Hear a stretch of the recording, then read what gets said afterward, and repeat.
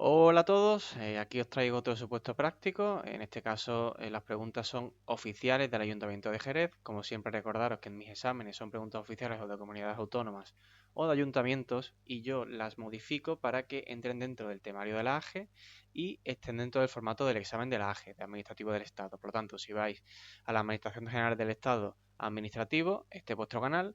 Y también tenéis por aquí un libro de supuestos prácticos que os dejo el link en la descripción para que hagáis este examen y otros exámenes como este, el que vamos a hacer en el vídeo. Así que nada, sin más dilación, mucho ánimo a todos, antes de nada por supuesto.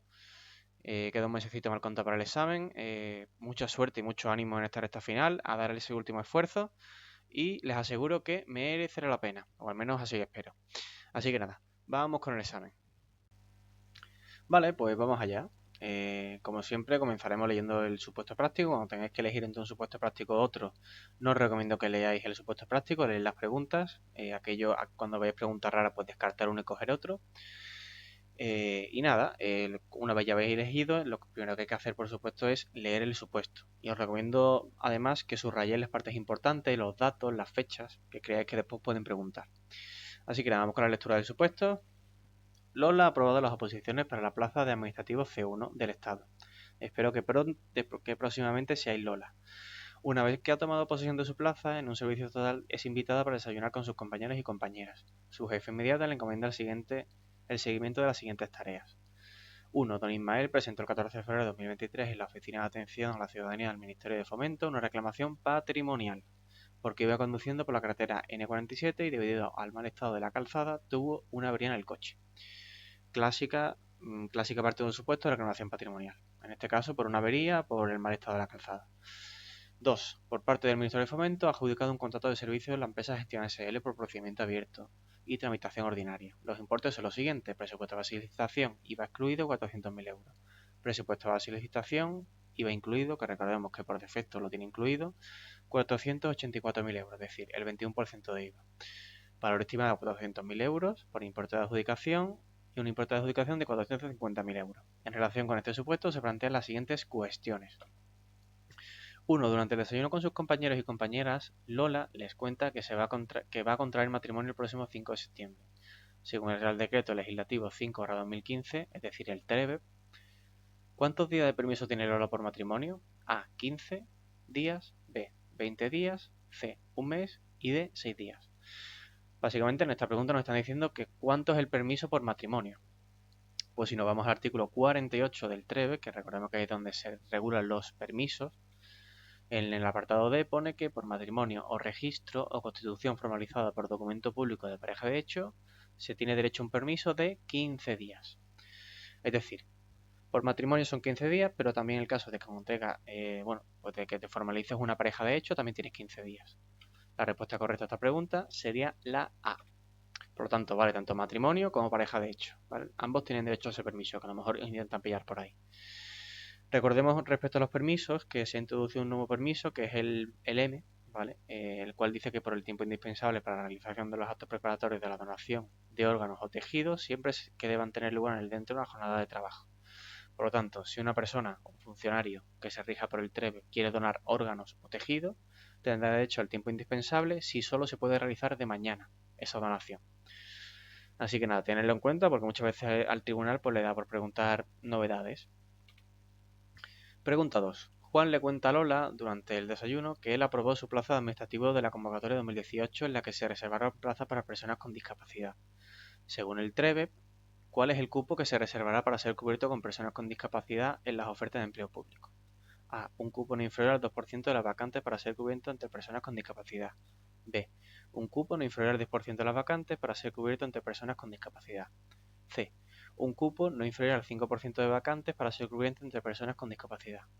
Y D. Un cupo no inferior al 7% de las vacantes para ser cubierto entre personas con discapacidad. Vale, respecto a la pregunta 2, yo personalmente, si no nos dijese según el TREBE, habría tres preguntas que son correctas. Actualmente solo hay una en vigor, por supuesto. El porcentaje de personas con discapacidad en la reserva de plazas para las personas con discapacidad tiene que ser en la oferta de empleo público del 10%, según el Real Decreto 6/2023. Sin embargo, Eso es lo que está hoy en día vigente. Las ofertas de empleo público tienen que reservar un 10% para discapacitados. Sin embargo, nos está preguntando según el TREVE, no según el Real Decreto 6/2023, ni así en general, que lo que induciría es a lo que está en vigor. Por lo tanto, la respuesta B la podemos descartar, porque el 10% es según el Real Decreto 6/2023. La respuesta C también la podemos descartar, porque según el Real Decreto de 2004 que regula el acceso a las personas con discapacidad, el cual establece que se reservará un 5% para personas con discapacidad en la oferta de empleo público. Y por último tendríamos la respuesta D, la cual es la correcta porque según el TREVE en su artículo 59.1 dice que la reserva del mínimo del 7% se realizará de manera que al menos el 2% de las plazas ofertadas lo sea para cubierto por personas que tienen discapacidad intelectual y el resto de las plazas ofertadas lo será para personas que tienen cualquier otro tipo de discapacidad. Por lo tanto, la oferta de empleo público, según el TREVE, tiene que reservar un 7% para personas con discapacidad. Dentro de ese 7%, el 2% tendrá que ser para personas que acrediten discapacidad intelectual. Por lo tanto, la respuesta correcta a esta pregunta sería la D. Y recordarles que si nos preguntase según el Real Decreto 6/2023 que está vigente, la correcta sería la D, la B, el 10%, y si nos preguntase según el Real Decreto 2004, la respuesta correcta sería el 5%. Se tienen que reservar el 5% para personas con discapacidad en la oferta de empleo público. Por lo tanto, según el TREVE, el 7%, respuesta correcta, la D. Pregunta 3. Lola es la primera vez que trabaja en el Estado y le pregunta a su compañera María cuánto se cobra mensualmente, a lo que María le responde que según el artículo 23 del TREVE, las retribuciones básicas de los funcionarios están compuestas por respuesta A, sueldo y complemento específico, respuesta B, sueldo, complemento específico y los trienios. Respuesta C, el sueldo y los trienios. Y respuesta D, el sueldo y el complemento específico. Vale. En este caso tenemos que tener en cuenta que nos ha preguntado cuáles son las retribuciones básicas de los funcionarios. Las retribuciones básicas de los funcionarios se regulan en el artículo 22 y también el artículo 23 del TREVE hace cierta alusión. El artículo 23 nos dice que las retribuciones básicas, las cuales se fijan en los presupuestos generales del Estado, estarán integradas única y exclusivamente por dos cosas. El sueldo, asignado a los funcionarios en función del grupo, subgrupo al que pertenezca, es decir, los administrativos, por ejemplo, son C1, los gestores son A2 y A1, etcétera. Pues todas esas personas, los administrativos, los auxiliares y los gestores, tienen un sueldo que está tasado en la tabla del gobierno y están fijados en la ley de los presupuestos generales del Estado. Después tenemos los trienios, que como sabéis es una cantidad extra que se obtiene por la antigüedad cada 3 años, ¿vale? Por lo tanto, como nos ha dicho además según el artículo 23, en este caso la respuesta correcta pues sería la C. La retribución básica está compuesta por el sueldo y los trienios. Si nos hubiese preguntado por el artículo 22, ¿vale? Que es del TREVE, que sería posible, pues ahí tenemos que tener en cuenta que también las retribuciones básicas también engloban dentro, como lo pone en el propio artículo, que dice que dentro de ellas están comprendidos los componentes de sueldos y trienios de las pagas extraordinarias. Es decir, que la parte de las pagas extraordinarias que corresponde a sueldo y a trienio también está incorporada a la retribución básica. Sin embargo, como nos ha preguntado según el artículo 23, la respuesta correcta sería sueldo y trienio. No tanto, en este caso no entrarían las pagas extraordinarias, la parte proporcional del sueldo de los trienios de las pagas extraordinarias. Que recordemos que no son todas las pagas extraordinarias en su conjunto, ¿vale? Porque las pagas extraordinarias, como sabéis, tienen una parte de retribución básica y otra parte de retribuciones complementarias, ¿vale? Por lo tanto, la respuesta correcta a esta pregunta sería la C. Según el artículo 23 del TREVE, la retribución básica está compuesta única y exclusivamente por sueldos y trienios. Sin menoscabo que según el artículo 22, también la parte correspondiente a las pagas extraordinarias de los sueldos y los trienios también se consideran retribuciones básicas. Bueno, pregunta número 4. Dos compañeras de Lola están discutiendo en el pasillo porque ambas tienen cita en el médico y solo se han dado permiso para asistir a una de ellas. ¿En qué situación se encuentra la compañera que no puede asistir a la consulta médica dado que está embarazada, según la Ley Orgánica 3/2007 del 22 de marzo para la igualdad efectiva de hombres y mujeres? A. Discriminación directa. B. Desigualdad. C. Discriminación indirecta. Y D. acoso por razón de sexo. Vale, entonces lo que se nos plantea en este supuesto es que básicamente hay dos compañeras que quieren, que tienen una cita en el médico y ambas quieren ir. Se les deniega a una persona que está embarazada, ¿vale? Entonces, como se le ha concedido a una compañera de Lola, y sin embargo a ella que está embarazada, pues no se le ha concedido, no sé muy bien por qué, eso ya no entra dentro de nuestras competencias. Pues en ese caso, como se le ha concedido a una persona sí y a otra no, existe un caso de posible discriminación. Pues ya les digo que según la Ley Orgánica 2007, constituye discriminación directa por razón de sexo todo trato desfavorable a las mujeres relacionado con el embarazo o la maternidad. Es decir, que si a esa compañera se le ha discriminado por estar embarazada, se le ha discriminado directamente. Y ustedes diréis, ¿qué es una discriminación directa? Pues una discriminación directa es cuando por tu situación que se te trata de forma menos favorable. Es decir, se te trata de forma menos favorable por estar en una situación específica, como en este caso embarazo. Además, en el artículo 8 dice que el embarazo, cuando se te discrimina por embarazo, siempre es discriminación directa. Sin embargo, la discriminación indirecta, ¿qué es? Pues bueno, cuando hay un entorno aparentemente neutro, pero también se te trata de manera menos favorable por tu situación.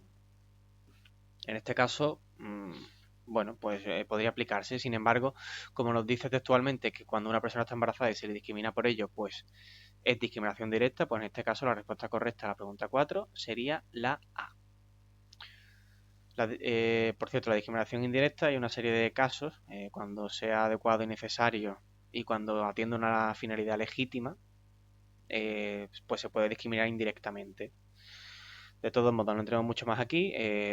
Respecto a la ley de igualdad, es verdad que son muy farragosas, no suelen preguntar los supuestos prácticos. A veces algún año han preguntado, cuidado con eso. Y lo que les recomiendo sobre todo es que se estudien la parte de los conceptos, la parte de, oye, qué es discriminación directa, qué es discriminación indirecta, qué es acoso sexual, qué es acoso por razón de sexo, etcétera, etcétera. Porque eso sí, de vez en cuando lo preguntan. También preguntan algunas cosas también rebuscadas, pero bueno. Así que nada, en este caso, si te discriminan por ser embarazada, es discriminación directa. Respuesta correcta, la A. Pregunta 5. Señale la afirmación incorrecta respecto a la situación de los funcionarios transferidos a las comunidades autónomas. A. Se reconoce la igualdad entre todos los funcionarios propios de las comunidades autónomas con independencia de su administración de procedencia. B. Los funcionarios de carrera que en virtud de los procesos de transferencia o por los procedimientos de provisión de puestos de trabajo obtengan destino a una administración pública distinta serán declarados en la situación de servicio en otras administraciones públicas. C. Las comunidades autónomas, al integrar a los funcionarios transferidos, respetarán el grupo, subgrupo de procedencia y los derechos económicos inherentes a su carrera. Y D. Los funcionarios transferidos pierden todos sus derechos a la administración pública de origen al integrarse en la comunidad autónoma. Vale, esto es una forma de, bueno, pues el artículo del 388 regula básicamente a aquellos funcionarios que comienzan en una administración, imagínense en una administración local, en la administración de la comunidad autónoma, y pasan a otra administración, como por ejemplo, imagínate que pasa de la Administración General del Estado a la administración de la comunidad autónoma de Valladolid o al Ayuntamiento de Jerez. Vale, pues en ese caso, el TREVE, en el artículo 88, establece una serie de cosas, ¿vale? Una serie de reglas para que esto se pueda dar. Lo primero que nos dice es que serán declarados en situación de servicio en otras administraciones públicas y la administración de procedencia. Es decir, que si un administrativo de la Administración General del Estado pasa a la administración a la comunidad autónoma, por ejemplo, de Andalucía, en ese caso, en la AGE, la Administración General del Estado, será declarado en situación de servicio en otras administraciones públicas. Por lo tanto, en este caso, la respuesta B sería correcta. Por otro lado, también dicen que respetarán las comunidades autónomas al proceder a esta integración de los funcionarios transferidos como funcionarios propios, respetarán el grupo, subgrupo del cuerpo de escala de procedencia, así como los derechos económicos inherentes a la posición de carrera que tuviesen reconocido. Es decir, que cuando tú transfieres de una administración a otra, te tienen que reconocer, por ejemplo, los derechos económicos de los trienios, ¿vale? Y también, por supuesto, tienen que respetar el grupo o subgrupo del que pertenezcas. O sea, si tú vienes del grupo C1 y de repente pasas a otra administración pública, te tienen que respetar que tú cobras como C1. Por lo tanto, en este caso, la respuesta C también sería correcta. La respuesta se reconoce la igualdad entre todos los funcionarios de la comunidad autónoma y con independencia de su administración de procedencia. Eso textualmente también lo pone en el artículo, también es correcto. Por lo tanto, por descarte, la incorrecta en esta pregunta sería la D. ¿Y por qué es incorrecta? Porque nos dice textualmente lo contrario en el artículo. Si vemos la última parte del artículo, es decir, aquí, bueno, en este caso del subapartado punto 2, el artículo continúa. Los funcionarios transferidos mantienen todos sus derechos en la administración pública de origen como si se hallaran en servicio activo de acuerdo con lo establecido en los respectivos estatutos de autonomía. Por lo tanto, los funcionarios transferidos a otra comunidad, a otra administración, no pierden todos sus derechos, como dice la respuesta D, sino que en este caso mantienen todos sus derechos. Es decir, cuando una persona lo transfieren de una administración pública a otra, este mantiene todos sus derechos en la administración pública de origen. Por lo tanto, si una persona del Estado va a una comunidad autónoma, la persona cuando vuelva al Estado deberá mantener todos los derechos, porque él tiene plaza ahí, él es funcionario de ese cuerpo y de esa administración. Por lo tanto, la respuesta incorrecta sería la D. Pregunta 6. Don Ismael no ha recibido ninguna notificación sobre su reclamación. ¿Cuándo opera el silencio negativo en los expedientes de reclamación patrimonial? Vale, para responder a esta pregunta tenemos que saber qué plazo tiene el procedimiento de responsabilidad patrimonial para bueno, pues resolverse. Según el artículo 91.3, dice que transcurridos 6 meses desde que se inició el procedimiento sin que haya recaído y se notifique resolución expresa, es decir, no solo hace falta que se haya resuelto, sino que también se tiene que haber notificado, o en su caso se haya formalizado el acuerdo, podrá entenderse que la resolución es contraria a la indemnización particular. Por lo tanto, por defecto, los procedimientos de responsabilidad patrimonial tienen silencio negativo. Y el plazo para la resolución del procedimiento es de 6 meses. Por lo tanto, respecto a las preguntas que tenemos, respuestas que tenemos, por ejemplo, la A, transcurridos 6 meses de que se inició el procedimiento sin que haya requerido y notificar resolución expresa. Respuesta B, transcurridos 3 meses de que se inició el procedimiento sin que haya requerido y notificar resolución expresa. Respuesta C, transcurridos 2 meses de que se inició el procedimiento sin que haya requerido y notificar resolución expresa. Y respuesta D, transcurrido un mes desde que se inició el procedimiento sin que haya requerido notificación expresa. Según el artículo 91.3 de la Ley 39/2015, la respuesta correcta sería la A. El procedimiento de responsabilidad patrimonial tiene 6 meses para resolverse y el silencio es negativo. Por lo tanto, respuesta correcta, la A. Pregunta 7. Contra la desestimación presunta de la solicitud de indemnización por reclamación patrimonial presentada por Don Ismael, ¿qué tipo de recurso se puede interponer en vía administrativa? Respuesta A, recurso de alzada. Respuesta B, recurso extraordinario de revisión. Respuesta C, recurso potestativo de reposición. Y respuesta D, recurso de súplica. Vale, lo primero que tenemos que decir aquí es que el recurso de súplica es un recurso que ya no existe. Existía en la antigua Ley 39/2015. Realmente la ley antigua se realizó en 1992, obviamente no es esa ley, pero en la 39/2015 pues se eliminó. En la actualidad sí tenemos recursos de alzada, sí tenemos recursos extraordinarios de revisión y sí tenemos recursos potestativos de reposición. Para saber qué recurso le cabe a la indemnización por reclamación patrimonial, tenemos que saber si agota la vía administrativa o no, la resolución o el silencio. Tenemos que saber que el artículo 114 dice que la resolución administrativa de los procedimientos de responsabilidad patrimonial, cualquiera que fuese el tipo de relación pública o privada de que se derive, agotan la vía administrativa. Por lo tanto, los procedimientos de responsabilidad patrimonial siempre agotan la vía administrativa, tiene 6 meses para resolverse, también recordémoslos, y el silencio es negativo. El procedimiento sancionador también tiene silencio, disculpadme, el procedimiento sancionador también agota la vía administrativa. En este caso, no. El propio artículo 114.1.f nos dice que el procedimiento sancionador solo agota la vía administrativa cuando es un procedimiento complementario sancionador. Es decir, no todos los procedimientos sancionadores, sino el procedimiento complementario sancionador, que es un procedimiento extraño y que, bueno, que tiene unas peculiaridades. Por lo tanto, la responsabilidad patrimonial siempre agota la vía administrativa, el sancionador no, solo salvo cuando es un procedimiento sancionador complementario. Por lo tanto, cuando se agota la vía administrativa, según el artículo 123, nos dice que contra los actos que pongan fin a la vía administrativa, como es el caso de la responsabilidad patrimonial, podrán ser recurridos potestativamente en reposición. Por lo tanto, el recurso que se puede interponer contra una resolución de reclamación patrimonial sería el recurso potestativo de reposición, que recordemos que es potestativo, lo que quiere decir que podemos acudir a él o bien podemos ir directamente a la vía judicial. O sea, tú puedes interponer un recurso potestativo de reposición y después ir a la vía judicial, o bien puedes saltártelo e ir directamente a la vía judicial.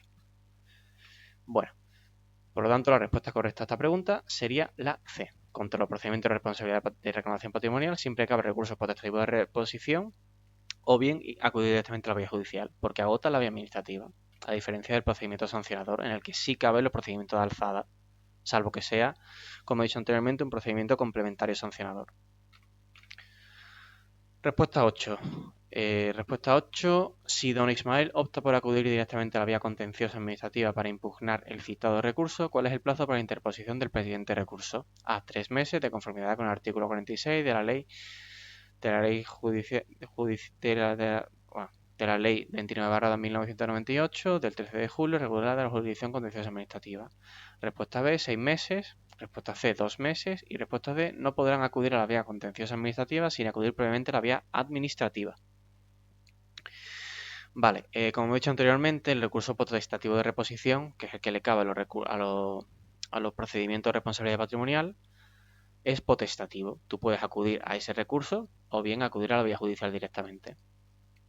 ¿Qué plazo tenemos para la interposición de un recurso en vía judicial por responsabilidad patrimonial? Pues en este caso depende. ¿Depende de qué? Pues depende de si la resolución es expresa o si hay silencio. La ley 29/1998, en el artículo 46.1, nos dice que el plazo para interponer recurso contencioso administrativo será de 2 meses contados desde el día siguiente al de la publicación de la disposición impugnada o a la notificación o publicación del acto que pongan fin a la vía administrativa. Es decir, si el acto fuese expreso, que en este caso no lo es, ¿vale? Porque nos lo ha ido diciendo las preguntas, el plazo será de 2 meses. A partir del día siguiente de que sea notificado o se publique en el BOE o, bueno, pues de que básicamente pues se comunique. Por lo tanto, sería de 2 meses si fuese expreso. En este caso no lo es. Y si no lo fuera, nos dice este mismo artículo que el plazo será de 6 meses y se contará para el solicitante y otros posibles interesados a partir del día siguiente a aquel en que, de acuerdo con su normativa específica, se produzca el acto presunto. Por lo tanto, la respuesta correcta a esta pregunta sería la B. 6 meses, de conformidad con el artículo 46.1 de la Ley 29/1998 de 13 de julio, reguladora de la jurisdicción contenciosa administrativa. Como el acto no es expreso, y en este caso hay silencio, tendría 6 meses. Si el acto fuese expreso y si se lo hubiese notificado, sería 2 meses para acudir a la vía judicial, poniendo bueno, pues en este caso, el recurso contencioso administrativo. Respuesta correcta de la 8, la B. Pregunta 9. En el caso de desestimación de la reclamación interpuesta por don Ismael por silencio administrativo, la resolución expresa posterior adoptada por el Ministerio de Fomento deberá estar vinculada al sentido del silencio. Respuesta A, sí, debe estar vinculada al sentido negativo del silencio. Respuesta B, sí, debe estar vinculada y confirmar el sentido negativo del silencio. Respuesta C, no, la resolución expresa posterior se adoptará sin vinculación alguna al sentido del silencio. Y D, sí, debe estar vinculada y confirmar el sentido positivo del silencio. Vale, ¿qué nos están preguntando aquí? Vale, pues lo que nos están preguntando aquí es básicamente, en el caso de que haya silencio administrativo, en este caso el silencio administrativo, los procedimientos de responsabilidad patrimonial, recordemos que es negativo, ¿qué ocurre? Si de repente la administración decide resolver de manera expresa y decide darle una solución, resolverlo, como ya el silencio es negativo, la administración está obligada a denegarlo, pues para hallar la solución a esa pregunta tenemos que irnos a la ley 39/2015, al artículo 24. En el artículo 24.3 dice que la obligación de dictar resolución expresa que se refiere al apartado primero se sujetará a los siguientes régimen. En el caso de estimación por silencio administrativo, la resolución expresa solo podrá dictarse de ser confirmatoria del mismo. Es decir, que si el silencio es positivo, que si tú pides algo, la administración no resuelve en plazo, y la administración después resuelve de manera expresa, y en esa resolución solo puede concederte ese derecho, porque por silencio administrativo ya te lo ha concedido. Por lo tanto, la resolución que la administración haga después tiene también que ser pues a tu favor, tiene que ser positiva. Sin embargo, en los casos de desestimación por silencio administrativo, la resolución expresa posterior al vencimiento del plazo se adoptará por la administración sin vinculación alguna al sentido del silencio. En este caso, que es el caso de que el silencio es negativo, la administración no tiene la obligación de que también sea negativa la resolución posterior. O sea, se realizará como dice en el artículo, sin vinculación alguna al sentido del silencio. Como es negativo, la administración después puede decir, oye, te concedo la responsabilidad patrimonial. O bien puede decirte, oye, no te concedo la responsabilidad patrimonial. Como el silencio es negativo, puede hacer eso. Sin embargo, si el silencio fuese positivo, solo podría dártelo. Por lo tanto, en este caso, en la pregunta 9, la respuesta correcta sería la 9. No, la resolución expresa posterior se adoptará sin vinculación alguna al sentido del silencio. La pregunta 9, la respuesta correcta sería la C. Pregunta 10. La indemnización por reclamación patrimonial presentada por Don Ismael podrá sustituirse por una compensación en especie o ser abonada por pagos periódicos. Vale, o sea, en este caso, la responsabilidad patrimonial de Don Ismael, recordemos que cuando, en este caso, Don Ismael lo que hizo fue pues transcurrir con su coche por la Nacional 47 y de repente, a causa del mal estado del pavimento, pues el coche se le averió. No dice qué, pero imagínate que tú vas conduciendo con tu coche y se te sale una rueda. Pues en ese caso, pues puedes ir contra la administración porque el pavimento está en mal estado. Por lo tanto, en este caso nos está preguntando si pueden sustituir la compensación por una compensación en especie o una compensación fraccionada en plazos. Es decir, si la administración puede pagarte esa indemnización por algo en especie, por ejemplo, si te ha salido una rueda, pues te paga una rueda y te la pone. ¿Vale? Eso sería una compensación en especie. O bien será abonada mediante un pago periódico, es decir, te deben 1.000 euros porque se te ha salido una rueda, pues en este caso la administración te dice, oye, te voy a dar 1.000 euros, pero te lo voy a dividir en 4 plazos, te voy a dar 250 euros durante 4 meses, por ejemplo. Para saber si se puede o no, tenemos que ir a la ley 40/2015, pero bueno, antes de nada vamos a leer la respuesta. Respuesta A, sí, cuando resulte más adecuado para lograr la reparación debida y convenga el interés público, siempre que exista acuerdo con el interesado. Respuesta B, sí, cuando resulte más adecuado para lograr la reparación debida y convenga al interés público. Respuesta C, no, debe abonarse en un único pago. Y respuesta D, sí, cuando resulte más adecuado para lograr la reparación debida y convenga al interés público, siempre que exista un acuerdo unilateral con la administración pública firmado por el responsable.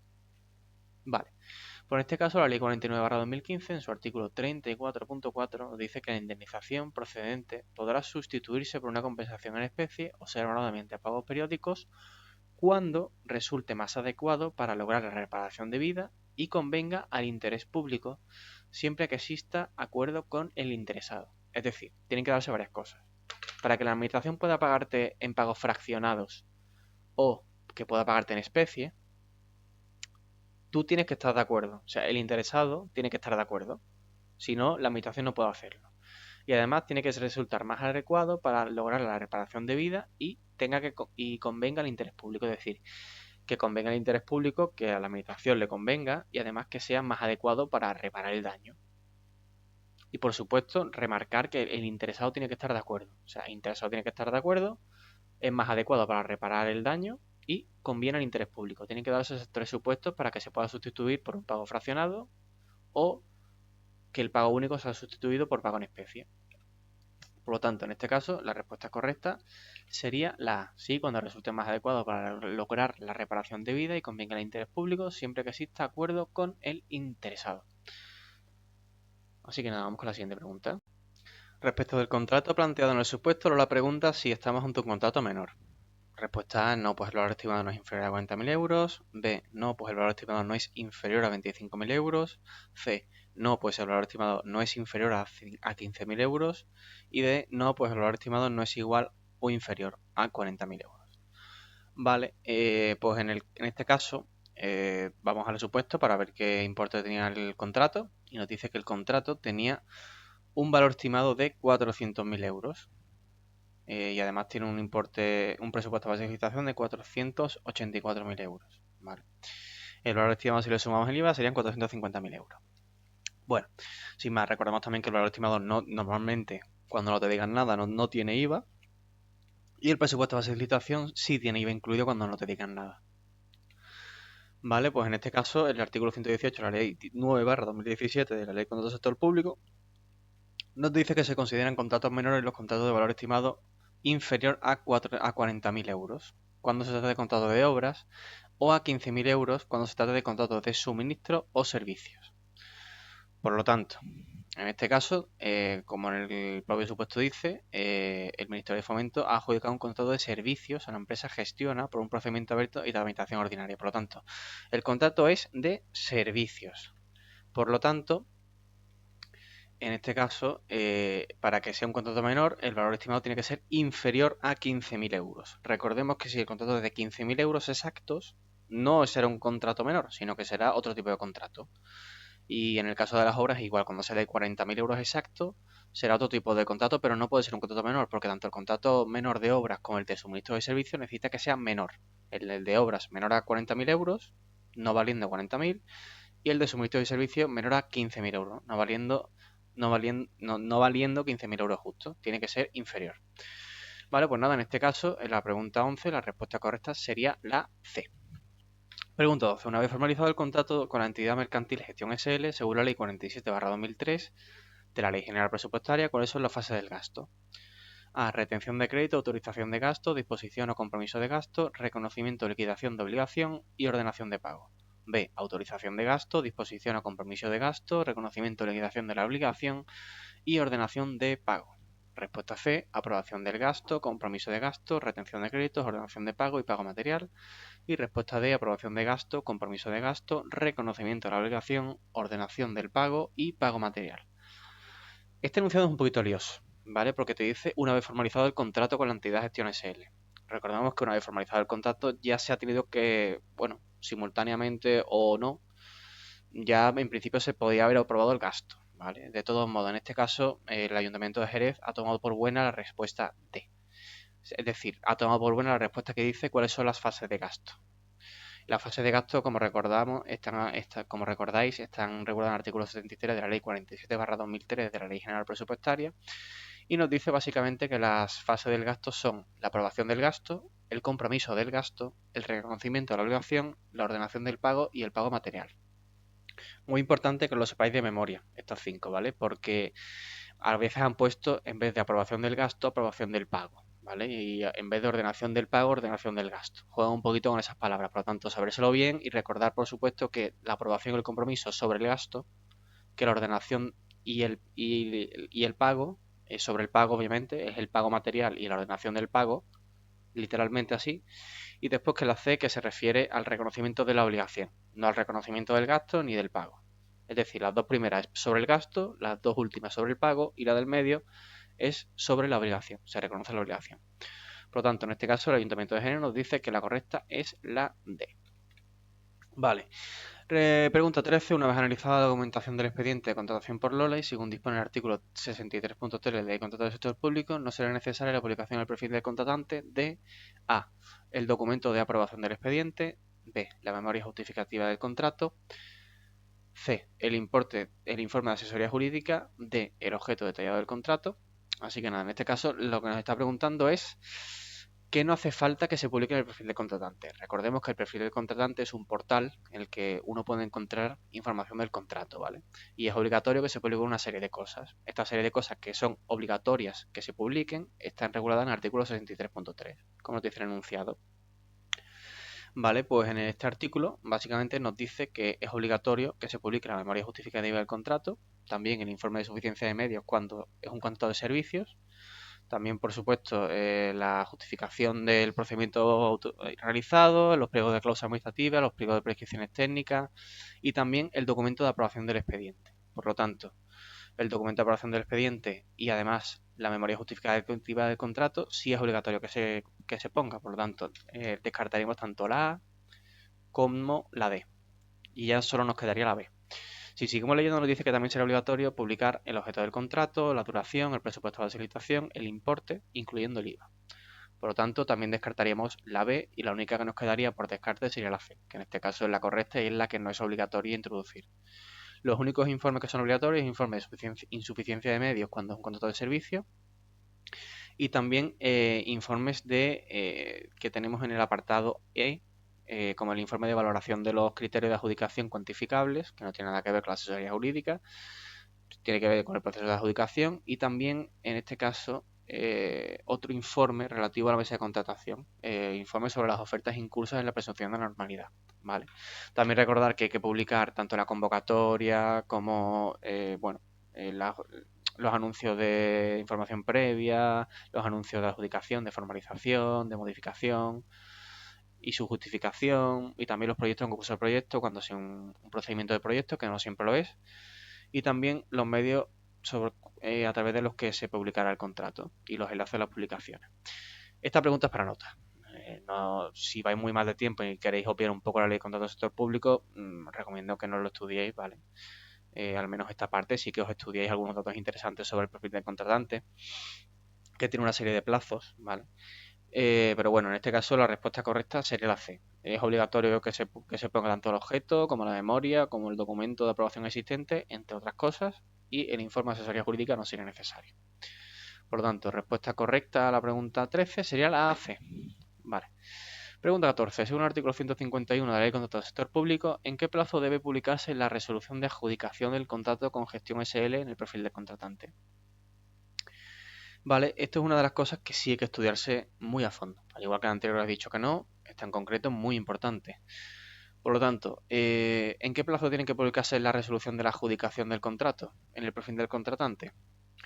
Pues según el artículo 151.1 nos dice que la resolución de adjudicación deberá ser motivada y se notificará a los candidatos y licitadores y también se publicará en el perfil del contratante en el plazo de 15 días. Por lo tanto, en el plazo de 15 días, la resolución de adjudicación que tiene que ser motivada se va a publicar en el perfil del contratante y también se va a notificar a los candidatos y licitadores. Se publica en el perfil del contratante, se notifica a los candidatos y licitadores en el plazo de 15 días y la resolución tiene que ser motivada, la resolución de adjudicación motivada. Así que nada, en este caso la respuesta correcta sería la C. La respuesta a la pregunta es que son 15 días, ¿vale? Que debe publicarse en la resolución de adjudicación en el plazo de 15 días en el perfil del contratante y también, por supuesto, notificarse a los interesados. Pues nada, pregunta 15. Conforme al artículo 44 de la Ley de Contrato del Sector Público, este contrato de servicio es susceptible de recurso especial en materia de contratación, pues tiene un valor estimado superior a 200.000 euros, 100.000 euros, 300.000 euros y 120.000 euros. Esa sería la respuesta. Vale, este artículo también es bastante importante. Recomiendo que lo estudiéis muy bien los placitos y los importes, ¿vale? Que suelen ser materia de examen. Y también que os estudiéis bastante sobre qué supuesto se puede interponer un recurso especial en materia de contratación. No es el objeto de esta pregunta, no lo vamos a explicar aquí. Pero bueno, quedarse con que hay cosas sobre las que sí se puede interponer este recurso especial en materia de contratación, como por ejemplo contra la adjudicación y contra el anuncio de licitación. Sin embargo, el acuerdo de inicio del contrato, y hay otras sobre las que no. Recomiendo que os lo estudiéis, que está en el artículo 24 regulado también. Y nada, en este caso pues vamos con la pregunta, ¿vale? Nos están preguntando cuál es el umbral a partir del cual se puede interponer un recurso especial en materia de contratación, ¿vale? Porque para que se pueda interponer un recurso especial en materia de contratación es necesario que se cumplan dos supuestos. El primero, que sea acto de decisión relacionada con el apartado 2, ¿vale? Que ahí es donde están las cosas contra las que sí se puede interponer el recurso especial en materia de contratación. Y la segunda, que sea superior a unos importes. Al igual que en el contrato menor, no vale el igual, ¿vale? En el contrato menor son inferior. No vale inferior igual. Pues en el recurso especialmente de contratación tiene que ser superior, no valiendo igual, ¿vale? Contra los contratos de obras, el valor estimado tiene que ser superior a 3 millones de euros y en el caso de suministro de servicios tiene que tener un valor estimado superior a 100.000 euros. Recordemos también que es un valor estimado, al igual que el umbral para considerar un contrato menor. En los acuerdos marco y sistema de adquisición, en el caso de que también sea una obra superior a 3 millones o que sea un servicio o suministro superior a 100.000 euros, también se puede interponer, ¿vale? Y en el caso de concesión de obra y concesión de servicios, tiene el mismo importe, la misma cuantía que el contrato de obra. Por lo tanto, en los contratos de concesión de obras y concesión de servicios, para que se pueda interponer un recurso especial en materia de contratación, es necesario que sea superior a 3 millones de euros, ¿vale? El valor estimado del contrato. Y en los casos de suministros y servicios, tiene que ser superior a 100.000 euros. En este caso, recordemos que el contrato tiene un valor estimado de 400.000 euros, por lo tanto, sería susceptible de recurso especial en materia de contratación y la respuesta correcta sería la B, porque el valor estimado del contrato tiene que ser superior a 100.000 euros. Vale, pregunta 16. Pues de acuerdo con el artículo 36 de la Ley de Contrato del Sector Público, el contrato de gestión SL se perfecciona con su adjudicación, B, con su formalización, C, con la propuesta de adjudicación y D, con la aprobación del expediente. Esta pregunta es muy importante también, de la ley de contratos del sector público. Todos los contratos, ¿vale? Todos, por norma general, se aprueban con su formalización, aunque hay 3 excepciones. La primera, según como nos dice el artículo 36, los contratos menores, que se perfeccionan con su adjudicación, y los acuerdos marcos y los sistemas dinámicos de adquisición, que se perfeccionan de otra manera. Recordemos que estos son pues contratos también un poco raros. Si lo queréis estudiar, tiene un apartado también corto en el que se les explica. Y no se perfeccionan con su formalización, se perfeccionan de otra manera. Por lo tanto, todos los contratos se perfeccionan con su formalización, acordarse. Sin embargo, hay una serie de excepciones, ¿vale? A las que no vamos a entrar, pero quedarse también con que los contratos menores se perfeccionan con su adjudicación. Entonces, en este caso, como no es un contrato menor, sino que es un contrato ordinario, es un contrato normal, pues se perfecciona con su formalización, como todos los contratos por norma general. Así que nada, en este caso la respuesta sería la B. Pregunta 17. En el caso de que el contrato con gestión SL hubiera sido calificado de urgente, el plazo de inicio de la ejecución del contrato no hubiera podido exceder de A, 15 días contados desde la perfección, B, un mes contado desde la formalización, C, 20 días contados de la adjudicación y D, 10 días contados de la adjudicación. Vale, en este caso tenemos un contrato que ha sido calificado como urgente, ¿vale? ¿Qué es eso? Es básicamente cuando por una necesidad inaplazable o por el interés público, pues se le deciden dar unos contratos unos plazos más cortos, ¿vale? Esa es la calificación urgente, por interés público o bien por una necesidad inaplazable. Ahora después pondré un ejemplo. También hay otra calificación que es la calificación de emergencia, que luego se usa mucho en el COVID. La calificación de emergencia es algo que tiene que hacerse de manera inmediata, ¿vale? Que no es el caso que nos preguntan. Que también hay otra serie de procedimientos, este todavía es más laxo que el urgente. Estos dos artículos también recomiendo que los estudiéis bastante, el 119 y el 120 de la Ley de Contratos del Sector Público. Y nada, el inicio del plazo de ejecución del contrato, tanto en la calificación de urgente de los contratos calificados como urgentes, como la calificación de los contratos calificados como como de emergencia, no pueden superar un mes. Esto está regulado en el artículo 119, punto 2c y en el artículo 120, ¿vale? Que es el de emergencia. Sin embargo, en los contratos de urgencia, recordemos que son los de interés público, o los de interés público, o bien aquellos que no se pueden aplazar.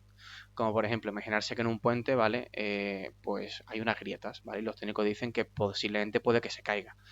Pues eso obviamente pues atañe al interés público y también, por supuesto, pues es una necesidad inaplazable. O sea, es decir, es algo que tienes que hacer, porque si no se va a caer el puente.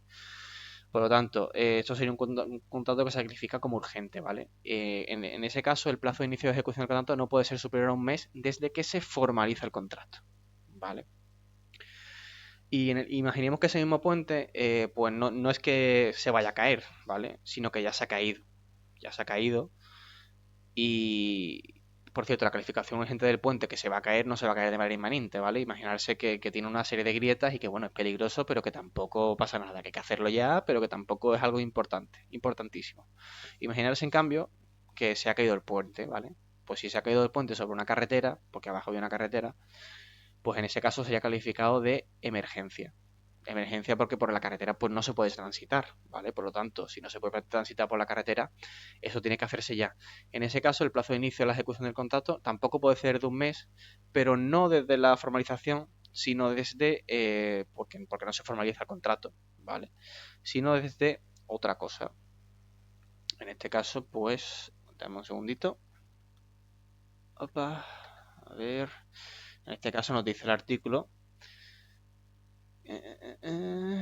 nos dice que el plazo de ejecución de inicio de la ejecución no pasa a ser superior a un mes contado de la adopción del acuerdo previsto en la letra A. Por lo tanto, la emergencia en el que se cae un puente, en el que hay COVID y hacen falta cosas ya, de manera inmediata. Esa es la palabra inmediata, ¿vale?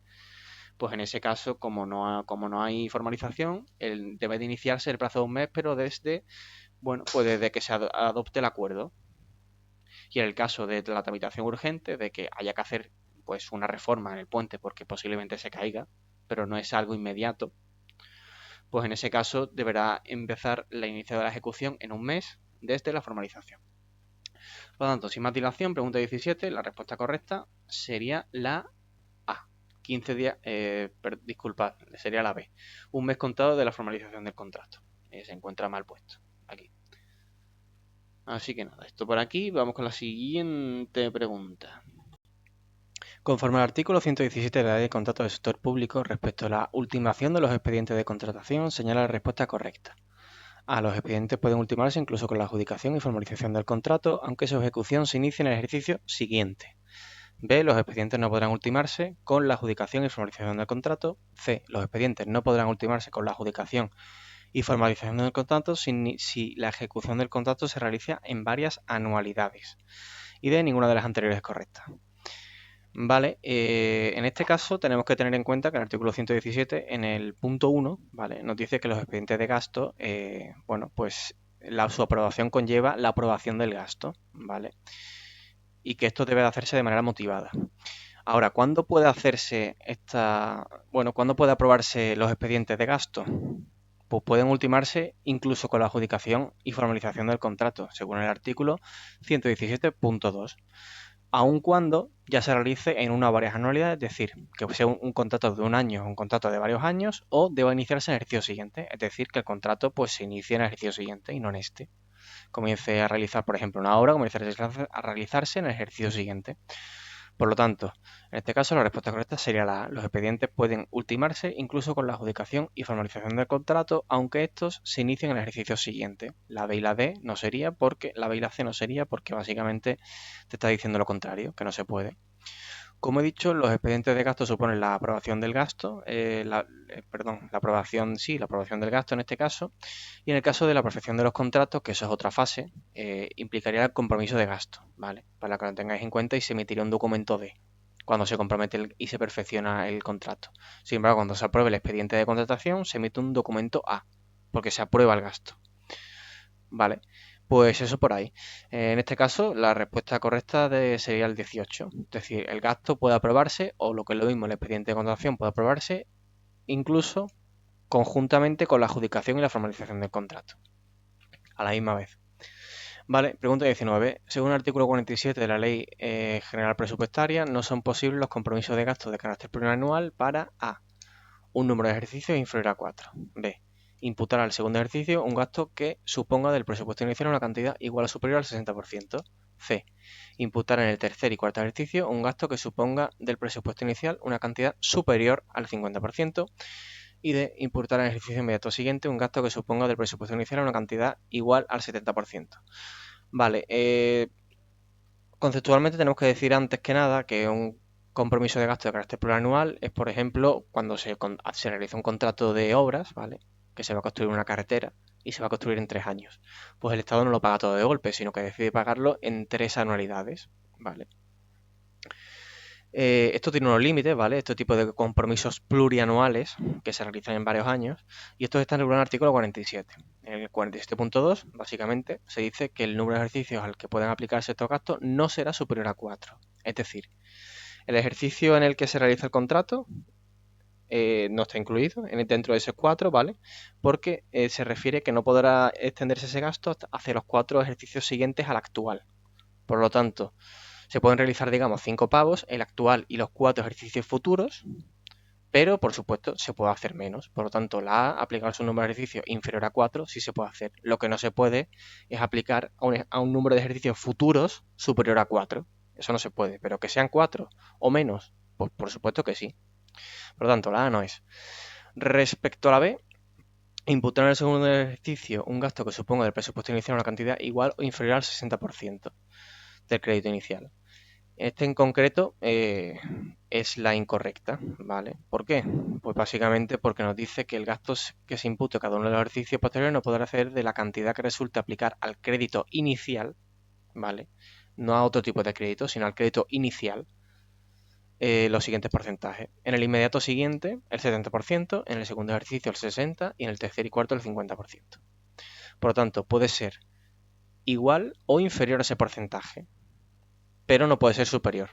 Por lo tanto, disculpadme, la B en este caso, por supuesto, es correcta, porque está diciendo que en el segundo ejercicio no puede aplicarse una cantidad igual o inferior al 60%, cuando por supuesto se puede hacer. La que no es correcta es la C. ¿Por qué? Porque no se puede aplicar una cantidad superior a los porcentajes que he dicho anteriormente. Y en el tercer y cuarto año el límite es del 50% del crédito inicial, por lo tanto, no puede ser superior, como está diciendo la propia pregunta. Y la D, por supuesto, también es correcta, básicamente porque, por supuesto, que puede ser, eh, bueno, pues al inmediato siguiente se le puede imputar el 70%, una cantidad igual al 70% del crédito inicial. Por lo tanto, son todas correctas, salvo la C. No puede ser superior a los porcentajes del crédito inicial. También, por cierto, por último deciros que hay una serie de excepciones, ¿vale? Existe una excepción que tanto en la deuda como en los arrendamientos de inmuebles y los contratos mixtos de arrendamiento de adquisición, estos límites anteriormente del año actual y las 4 anualidades y de los porcentajes que se puedan aplicar cada año no aplican, ¿vale? Porque a la deuda, como sabéis, está muy reforzada y bueno, pues se tiene que pagar con prioridad y lo que sea. Y respecto al arrendamiento, pues también tiene otras reglas especiales. En caso del arrendamiento, cuidado, arrendamiento y arrendamiento conocido a compra. Porque la compra de los inmuebles se regula en el artículo. Disculpadme un segundito. Sí, efectivamente, la compra de los inmuebles tiene otras reglas, pero también se les aplica a los 4 años, ¿vale? Estos límites y estos porcentajes. Es decir, se le aplican los límites y los porcentajes. No puede irse, cuando el Estado compra un edificio, no puede ser más de 4 años. Y también tiene que cumplir los porcentajes del 70% en el siguiente, el 60% en el segundo siguiente, y en el tercer y cuarto un 50%. Pero hay que tener en cuenta una cosa, y es básicamente que tiene una regla adicional en el artículo 48 de la ley 47/2003, dice también que en el primer año se tiene que desembolsar el 25%, ¿vale? Como si fuese una entrada. Y después no se puede pagar más allá de 4 años. O sea, se siguen básicamente a la norma de aquí, pero en el primer año tienen que desembolsar el 25%. Bueno, vamos con la siguiente pregunta. En este caso, aplicando el artículo 47, la incorrecta es la C.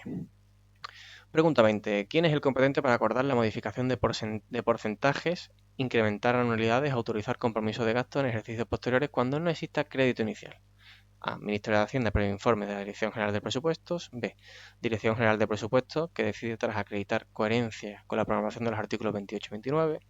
El Gobierno a través del Consejo de Ministros previa propuesta del ministro interesado y con informe de la Dirección General de Presupuestos. Y el Gobierno a través del Consejo de Ministros previa propuesta del ministro de Hacienda y con informe de la Dirección General de Presupuestos. Vale, pues en este caso tenemos que decir que los límites de los que hemos hablado en la pregunta anterior pueden incrementarse los límites, ¿vale? Los límites que se puede pagar en cada año como máximo o también las anualidades si el gobierno lo acuerda, ¿vale? O sea, es decir, puede ser más de 4 años futuros, puede ser por ejemplo 10 años futuros si el gobierno lo acuerda, o también en el segundo año se puede pagar por ejemplo el 80% si así lo acuerda, ¿vale? El gobierno. Vale, el ministro de Hacienda es el que lo propone al gobierno, ¿vale? Y la iniciativa corresponde al ministro correspondiente. Es decir, el ministro eleva al Consejo de Ministros para que el Consejo de Ministros tome la decisión y el ministro de Hacienda, bueno, el workflow sería el siguiente. La iniciativa corresponde al ministro. El ministro se lo dice al ministro de Hacienda y el ministro de Hacienda después va al Consejo de Ministros y lo propone. Si el gobierno lo propone y lo aprueba, pues esos límites se pueden superar. Si no, pues no, obviamente. Entonces, iniciativa del ministro, el que lo eleva al Consejo de Ministros, el ministro de Hacienda, y el Consejo de Ministros decide. Por lo tanto, por cierto, por supuesto, el Consejo de Ministros tiene que elevarlo, el ministro de Hacienda tiene que elevarlo al Consejo de Ministros, pero el informe de la Dirección General de Presupuestos. Por lo tanto, la respuesta correcta en este caso sería que el Gobierno decide, a través del Consejo de Ministros, previa propuesta del Ministro de Hacienda y con un informe de la Dirección General de Presupuestos. Recordemos también que la iniciativa corresponde al Ministerio, pese a que lo eleve el Ministro de Hacienda. Por lo tanto, la respuesta correcta a la pregunta 20 sería la D. Pregunta de reserva número 1. La finalización del plazo de resolución o notificación sin que la misma se haya producido exime al Ministerio de Fomento de su obligación de resolver expresamente. A. Sí, siempre que haya transcurrido 6 meses desde que inicie el procedimiento, no está obligado a resolver. C, sí, siempre que haya transcurrido 3 meses desde que se inició el procedimiento. Y D, ninguna de las anteriores es correcta. Vale, bueno, pues recordemos que Lola tenía que tramitar un expediente de responsabilidad patrimonial, ¿vale? Según el supuesto. Este supuesto, imaginemos que el plazo para resolver pues se excede, ¿vale? Y el ministerio pues no determina nada, no resuelve. Ahí entra en juego el silencio, ¿vale? Sin embargo, ¿está obligado una vez ya pasado el plazo para resolver a resolver la administración? Pues según el artículo 21 de la Ley 39/2015 nos dice que sí. La Administración está obligada a dictar resolución expresa y a notificarla en todos los procedimientos, cualquiera que sea su forma de iniciación. Vamos, que siempre tiene que resolver. Eso es por norma general, ¿vale? Eso es lo que nos dice en la primera parte del apartado 1. Sin embargo, en el tercer apartado de ese mismo punto 1, nos dice que en el caso de declaración responsable, comunicación o determinación por pacto o convenio, no hace falta resolver expresamente. O sea, no hace falta resolver expresamente. Un poquito se contradice, si os fijáis. Al principio dice que siempre tienen que hacerlo, porque dice que está obligada a dictar resolución expresa y notificarla en todos los procedimientos, cualquiera que sea su forma de iniciación. Sin embargo, en el último párrafo nos dice que en el caso de pacto convenio, resolución por pacto convenio, o en el caso de declaración responsable de comunicación, pues no está obligado. Y en el párrafo del medio también nos dice otra cosa curiosa, y es que en el caso de prescripción, renuncia, caducidad y también desaparición del objeto del procedimiento, pues sí hace falta resolver, pero bueno, la resolución puede decir, oye, este derecho o lo que sea ya ha prescrito, o la persona ha renunciado al derecho, o ha caducado, etcétera, etcétera. Por lo tanto, ¿está obligada a responder la administración? Sí, siempre, salvo en el caso de resolución por pacto a convenio, declaración responsable de comunicación, y hay una serie de casos en los que básicamente puede simplemente limitarse a decir lo que ha ocurrido, que ha prescrito, que ha caducado, que ha renunciado, etcétera. Por lo tanto, la respuesta correcta sería la B. No está obligado a resolver. Es decir, que sí está obligado a resolver la administración pese a que haya pasado el plazo para resolver. Siguiente pregunta. En relación con la reclamación presentada por don Ismael, ¿cuál es la normativa por la que se rigen los expedientes de reclamación patrimonial? Ley 39/2015 del procedimiento administrativo común, Ley 40/2015 del régimen jurídico del sector público, Real Decreto 876 de 2001 por el que se regula el procedimiento de responsabilidad patrimonial. A y B son correctas. Vale, bueno, pues en este caso la respuesta correcta sería la D. A y B son correctas. ¿Por qué? Porque el Real Decreto 876/2021 lo busco en internet y no es eso. Es un Real Decreto de costas, ¿vale? Es una pregunta un poco rebuscada que hizo el Ayuntamiento de Jerez. Bueno, X. No le doy mucha importancia, ¿vale? En el objeto de la ley, ¿vale? En la ley 39/2015 y en la 40/2015 nos dice que, en la 39, nos dice que esta ley tiene por objeto regular todos los procedimientos administrativos, incluyendo el sancionador y la responsabilidad patrimonial de las administraciones públicas. Por lo tanto, según la ley 39/2015 dice que regula el procedimiento de responsabilidad patrimonial. Y la ley 40/2015, en su artículo 1, de objeto de la ley también, por supuesto, dice que esta ley regula los principios del sistema de responsabilidad de las administraciones públicas. Por lo tanto, la ley 40 regula los principios y el procedimiento lo regula la ley 39, en responsabilidad patrimonial. Así que nada, la respuesta correcta sería la D.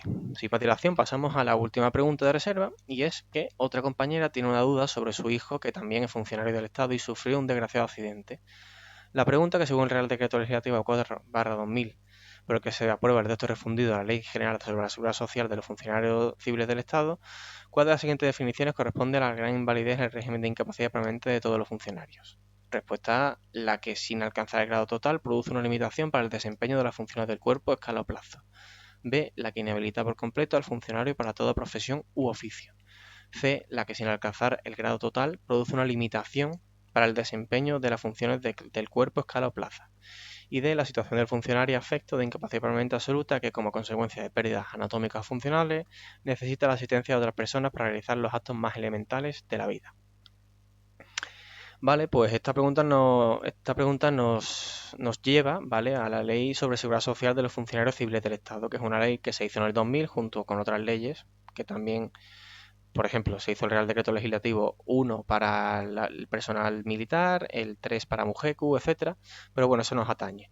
Lo importante es que es un Real Decreto antiguo, el 2000, el cual sigue vigente en principio. Sin embargo, a los efectos de pensiones, a partir del 1 de 2011, a los funcionarios que entran no se le aplica el régimen de clases pasivas, sino que se le aplica, bueno, pues en este caso, el régimen general de la Seguridad Social.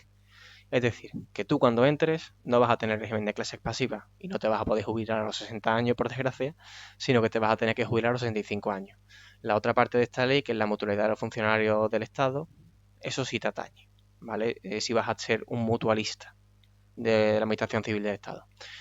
Bueno, vamos con la pregunta. Esta ley, por supuesto, nos introduce y nos da, bueno, pues nos da definición de lo que es una incapacidad permanente. También lo hace otras leyes de discapacidad, por ejemplo, ¿vale? Que también son objeto de estudio del bloque 2, que es una cosa que suelen preguntar poco, pero es verdad que, disculpadme, de igualdad también, ¿eh? Porque lo podéis tener tanto en el bloque 2 como en el bloque 3.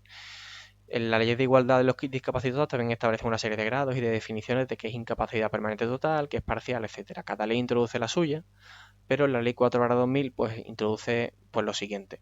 Nos dice básicamente que gran invalidez es la situación del funcionario afecto de incapacidad permanente absoluta que como consecuencia de las pérdidas anatómicas o funcionales necesita asistencia de otra persona para realizar los actos más elementales de la vida, como vestirse, desplazarse, comer, etcétera. Por otro lado, nos dice que la incapacidad permanente parcial para la función habitual es la que sin alcanzar el grado total produce una limitación para el desempeño de funciones. Después la B nos dice básicamente que la incapacidad permanente total para la función habitual es la que inhabilita para realizar las funciones elementales del cuerpo escalar en el que está. Y la incapacidad permanente absoluta para todo trabajo es la que inhabilita por completo al funcionario para toda profesión o oficio. Bastante razonable, es decir, si estás permanente total para la función habitual es que no puedes desempeñar la labor del puesto a escala en el que estás, pero sí puedes hacer otros trabajos. Si estás absoluto para todo trabajo no puedes realizar ningún trabajo. Y si estás incapacitado permanente parcial para la función habitual, pues tiene algunas limitaciones, pero puedes desempeñarlo. En este caso nos han preguntado por la gran invalidez y básicamente es la que nos dice que tienes pérdidas funcionales y anatómicas, que necesitas asistencia para hacer cosas elementales de la vida como vestirse, etcétera. Por lo tanto, la respuesta a esta pregunta sería la D. Así que nada, otro vídeo que termina. Espero que se les haya hecho breve, que hayáis aprendido, por supuesto. Un segundito, me pongo en alto. Aquí. Bueno, pues que hayáis aprendido, que os haya servido. Os voy a intentar traer antes del examen otro supuesto práctico, ¿vale? Estoy ahora un poco liado, la verdad. Pero bueno, lo intentaré y nada, a seguir estudiando tanto como lo estáis haciendo. Ya tenéis aquí el examen, a echar el resto y espero que os merezca la pena. Mucho ánimo a todos, ojalá todos consigáis esa plaza, que tanto os merecéis. Así que nada, hasta el próximo vídeo. Por supuesto, dejarle un me gusta aquí abajo para que llegue, bueno, para que lleguen más personas y para que siga subiendo contenido, porque obviamente si esto no lo ve nadie, pues no continuará haciendo contenido. Así que nada, me despido por hoy, a estudiar mucho, calma y paciencia, vais preparados, a por ello.